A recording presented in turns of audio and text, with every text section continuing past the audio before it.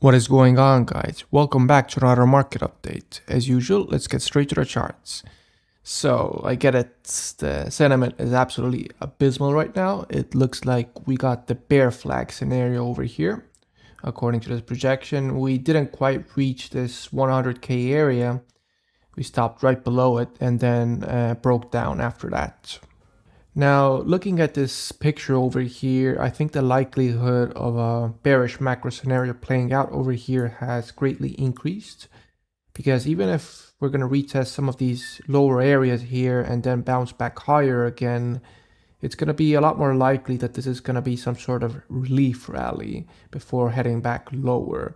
For example, we could form some sort of head and shoulders pattern here, which would look pretty ugly.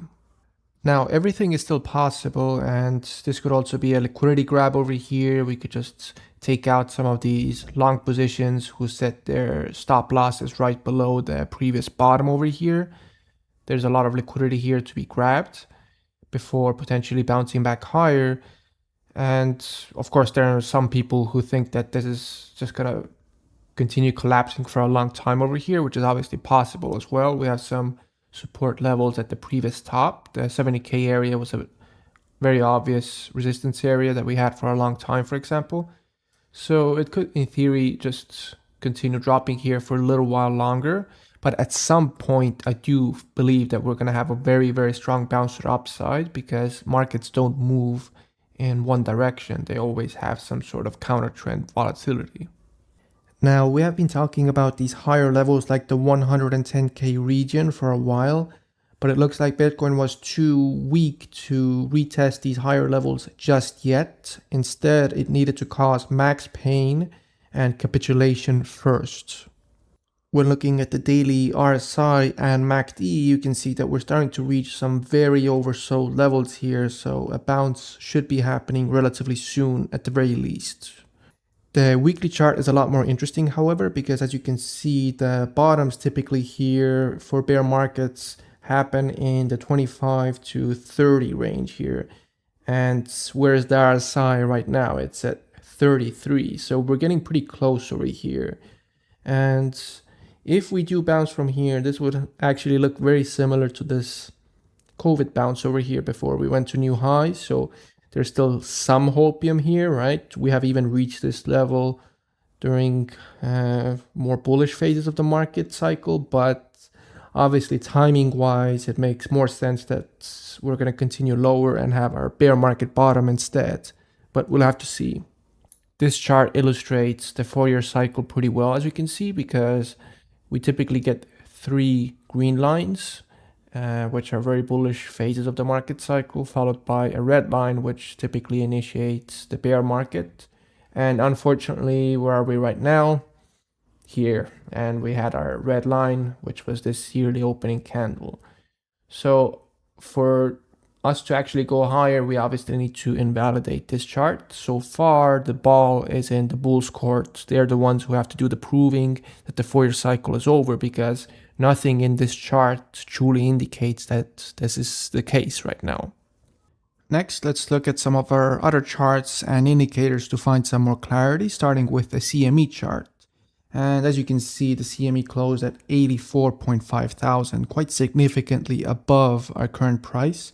So if we're going to stay at these very low levels here where we currently are, we're going to leave a massive gap behind, which is a little bit bullish, at least in the short term. Now, the DXY versus Bitcoin chart is an interesting one, because what we're seeing right now is relatively uncommon. We see the dollar and Bitcoin dropping very strongly at the same time. Typically speaking, these are inversely correlated, so you would expect a bounce in Bitcoin while the dollar is dropping and vice versa, but this is not the case right now. But it is not unheard of if you actually dig into the details, because as you can see, this drop in the dollar over here actually lined up with the beginning of the 2018 bear market. Even though, roughly speaking, there's a massive inverse correlation between the bottoms and the peaks over here when you compare Bitcoin and the dollar, they are not 100% accurate, because the tops and bottoms are still a little bit off, as you can see. The bottom in the dollar actually happened when Bitcoin was already at these 12 to 14K levels here. So it is completely possible that we are repeating this 2018 scenario instead of these ones. Next, let's look at the unemployment rate. And as you can see, the trend is still clearly going to the upside, but we're seeing a little bit of relief for now. If we're going to get above that 5% level over here, then yeah, that would be a very big warning sign that we could potentially get some sort of recession. When looking at the federal funds rate, you can see that we're clearly in a cutting cycle. That is obvious. The question is whether we will get that recession toward the end of the cutting cycle, which is quite common. Hopefully, we will be able to avoid one. Next, let's get to the news. And unless you've been living under a rock, you probably know that precious metals have been all the rage recently. You have people who have never bought precious metals in their lives all of a sudden lining up to buy gold and silver. I've been watching these videos for the past 2 months or so, and every time I've watched one, I've had the biggest urge to just dump all of my gold and silver, because this is obviously the biggest sign possible of a blow off top. Let's start with gold. When looking at this chart, do you really think that this is the best time to buy gold right now? I mean, I don't want to brag or anything, but I bought my gold at like $1,800 a few years ago when I thought it was really undervalued. But right now, I mean, converting your Bitcoin into gold right now, I mean, it sounds like madness. And gold looks like child's play next to silver over here. I mean, this looks like a meme coin that is about to go to zero or something.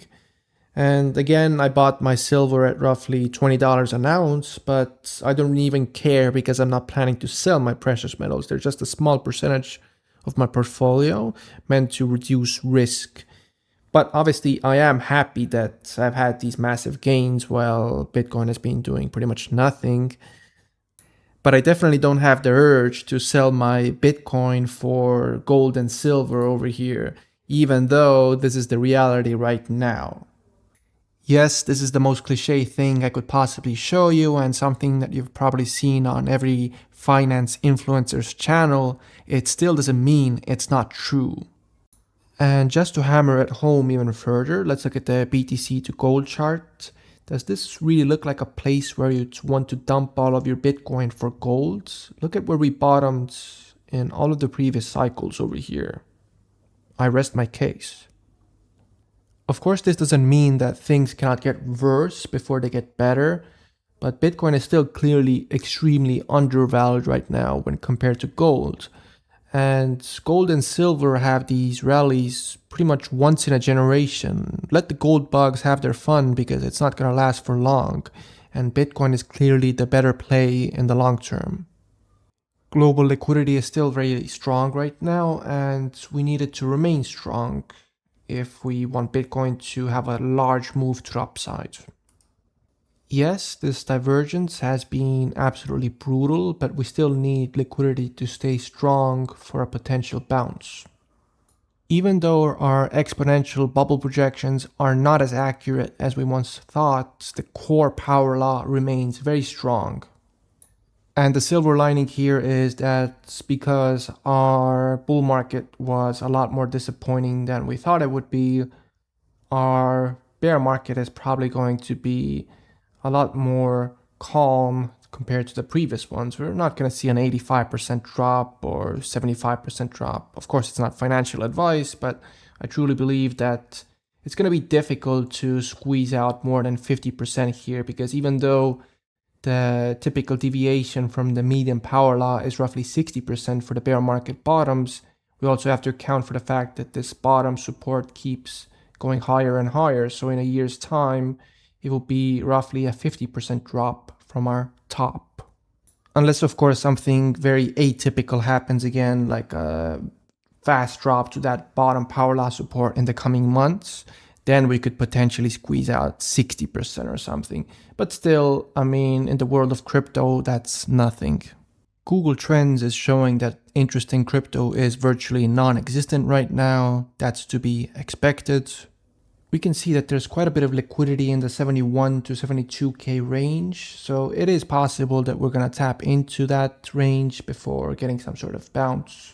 The crypto fear and greed index shows that people are starting to get very fearful again, and things could get a little bit worse before they get better. So what's the conclusion? We have to look at the reality of the situation because things are not looking very good right now. And we did get a bearish retest from the 50 and 20-week moving averages. And now we're even breaking below the 100-week moving average.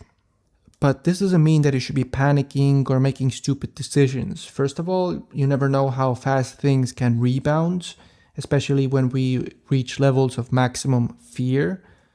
And even if we're going to have this bear market, it's going to be an amazing buying opportunity. Bear markets are where millionaires are made. I've been through multiple market cycles at this point, and bear markets are always the most exciting, for me at least, because that's when I'm most motivated to work hard and put as much money as possible aside to invest, because that's when you're getting the most value. That's where all of the gains are going to come from for the next market cycle. I hope all of you will make wise decisions during these turbulent times. Maybe some of you will wait for a larger bounce in order to sell and buy back lower. And maybe some others will accumulate large cash positions in order to strike during the power law bottom and get the most bang for your buck, because that's where you have the most purchasing power. You can never go wrong with a simple DCA approach either. This is Saverio speaking, and as always, thanks for watching.